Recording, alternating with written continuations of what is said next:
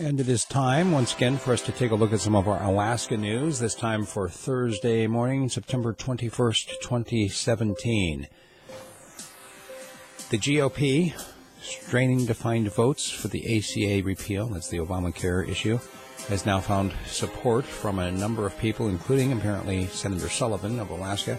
However, Governor Walker is quite concerned because the current version of the bill would basically strip the payment for the Medicaid expansion, which Alaska signed up for under Governor Walker.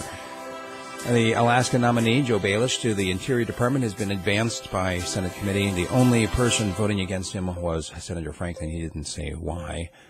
The little company called Glacier Oil and Gas is boosting its Alaska production. They're saying that they should see an increase this year in 2017 as they are continuing to expand. It looks like they've had some results, some good results with fracking.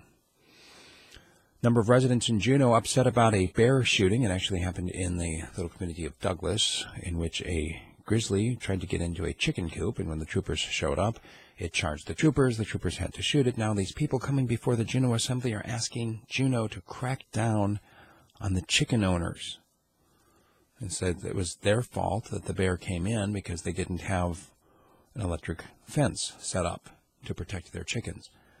It's kind of an interesting back and forth on this, because in the one sense, they made the argument that people come to Alaska to see the wildlife, but then they get upset that so many wildlife are getting killed for no reason, like people having their chickens out.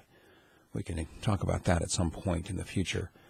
A clarification on the policy at the Carlson Center here in Fairbanks. Firearms are okay when alcohol is not being served.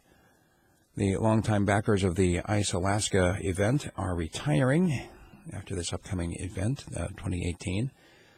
And there's a conference being held this Friday over at the Wedgwood Resort. It starts at 8 a.m. It's aimed to help residents improve their burning habit. Now, this basically may come as a no-brainer to some people, but how you build a fire in your wood stove can actually affect how much smoke you put out and how much energy you're actually wasting. It's not just a matter of the smokiness and cleaning up the air. It's also a matter of money, because you can actually build the fire in such a way that the smoke itself is being burned on its way up underneath the fire, and you can go to that conference and find out more. Yes, in fact, there is a dead humpback whale floating in Knik Arm. We reported that earlier in the week, and now it's been confirmed by NOAA. They've had sightings basically every single day.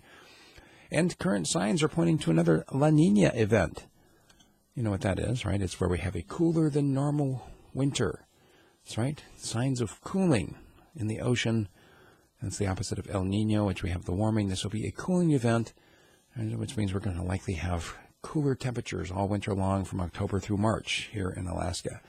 More stories that we don't have time for, including the 26% drop in health insurance rates, the president of the UA system donating his $50,000 bonus, and more. You want to get those stories? Become a subscriber at radiofreespeech.com.